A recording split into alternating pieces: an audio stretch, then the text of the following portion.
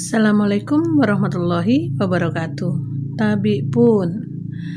Mari belajar IPS kelas 8 dengan Ibu Lasiem, SMP Negeri 1 Baradatu, Wai Kanan.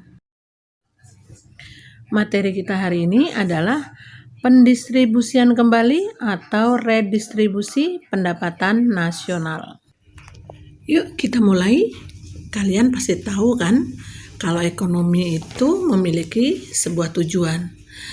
Tujuan dari usaha ekonomi itu dilakukan untuk terciptanya kesejahteraan masyarakat secara adil dan merata. Tapi kamu pernah nggak lihat keadaan kesenjangan atau ketimpangan pendapatan di masyarakat? Coba kalian perhatikan gambar di bawah ini. Yang satu perkampungan kumuh, yang satu perumahan elit. Nah, dari foto tersebut merupakan salah satu contoh tidak meratanya pendapatan masyarakat. Tentunya orang-orang yang tinggal di perumahan itu memiliki pendapatan lebih dibandingkan dengan warga yang tinggal di lingkungan kumuh tersebut. Bahayanya, jika masalah itu dibiarkan, ada kemungkinan timbulnya dampak negatif seperti kriminalitas atau peredaran narkoba. Nah, untuk mengurangi kesenjangan tersebut, ada sebuah usaha nih yang dilakukan pemerintah, namanya redistribusi pendapatan. Apa sih redistribusi pendapatan itu? Nah, pengertian redistribusi atau pendistribusian kembali pendapatan adalah pendistribusian kembali pendapatan masyarakat kelompok kaya kepada kelompok miskin, baik berasal dari pajak atau pungutan-pungutan lain. Salah satu cara bisa dilakukan dengan melakukan pungutan pajak. Nah, redistribusi ini merupakan suatu bentuk jaminan sosial dari negara kepada masyarakat. Redistribusi itu sendiri bisa dibagi menjadi dua, yaitu redistribusi vertikal dan redistribusi horizontal. Kita lanjutkan. Redistribusi vertikal adalah kegiatan transfer uang dari orang yang mampu kepada orang yang tidak mampu dari segi finansial. Redistribusi ini dilakukan oleh pemerintah atau pribadi. Contohnya pajak yang dipungut pemerintah dari tiap-tiap warga negara disalurkan dalam bentuk program subsidi pemerintah. Misalnya, ketika kamu beli pulsa atau belanja di minimarket gitu, barang-barang tersebut harganya sudah termasuk pajak. Nah, pajak yang dikumpulkan dari barang-barang tersebut kemudian masuk ke pemerintah. Dari pemerintah sendiri akan menyalurkannya dalam bentuk subsidi.